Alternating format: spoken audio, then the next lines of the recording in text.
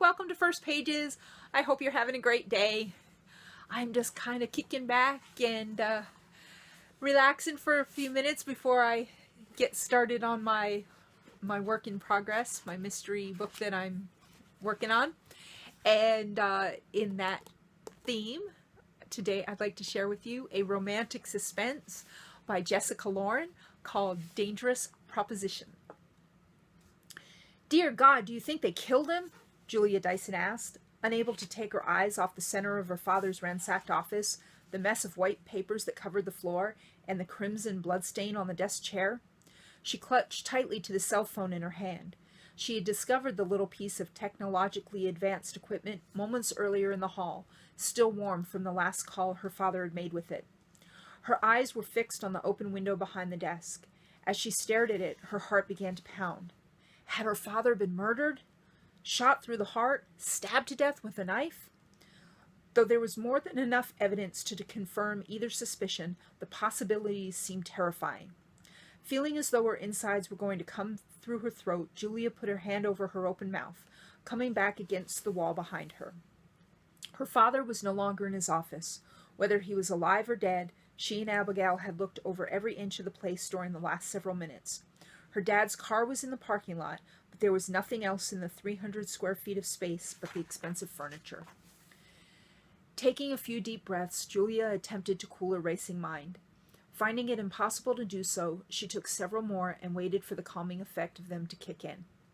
Just 15 minutes ago, she and Abigail had been discussing what movie they were going to see with her dad. Now, as the panic subsided, Julia was beginning to consider something she'd been trying hard to ignore. Her father had been keeping secrets about the nature of his work for years. She couldn't say for sure what those secrets were, but there were definitely things he hadn't said, things he'd never admitted, but she'd always been aware of. Late-night meetings, untraceable calls. The man was probably holding more illicit information than an undercover cop. More than likely, one of the skeletons had finally caught up with him, but could his attacker really be the last man who'd called his phone? Afraid to learn the answer to that question, Julia clasped the back of the desk chair. Seeing the phone screen in her mind, the name of the last person to officially call her dad, she swallowed hard.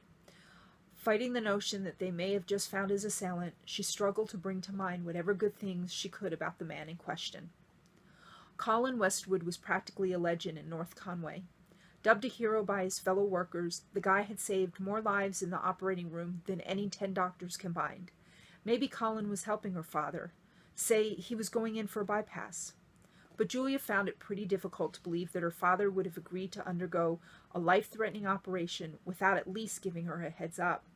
Since the day her mom left home, when Julia was just 3 years old, she and her dad had shared everything with one another. Everything, that was, except the details of whatever mysterious business venture he'd been involved with during the last 5 years, apparently. "Julia, I know you're upset, but the best way we can help your dad right now is to focus. Now, Colin Westwood has been accumulating wealth for years, and a lot more of it than any physician I've ever heard of. Abigail Newberry, Julia's best friend since Kennett High School, had the look of a reporter who just solved the murder mystery of the century about her big brown eyes. They say Leighton Westwood disowned Colin and Alec after they refused to work for his company." Julia shook her head, wondering whether there was a method to Abigail's mad theory or whether her friend was simply letting her imagination get the best of her again. She did pay a decent amount of attention to local gossip, but she'd always assumed it was merely a rumor that Prince William and Prince Harry had been disinherited, as they both still resided comfortably in the family castle. The fact that Colin Westwood had been the last person to talk to her father on the phone before he disappeared didn't necessarily prove he was his attacker, or that he was involved in her father's disappearance at all. And it didn't exactly prove the guy was innocent. Seconds later, Abigail stepped beside her. Unlike herself, Julia's best friend was small-boned and on the short side. Her yellow blonde bob came just past her shoulders. "I can hardly believe I didn't figure this out years ago," Abigail said. "The doctor thing must be a facade, or at least it can't be the only way the Westwood brothers are maximizing their bank accounts." Sweat loomed above Julia's brows. The theory was plausible, but she was far from ready to face the possibility. It was likely that Abigail had just hit the truth on the head. But this wasn't just any mystery they were attempting to solve. If her dad was involved in some sort of underground organization, then the man Julia had trusted for the last 26 years was a criminal. And another man, one she had once greatly admired, was her father's kidnapper.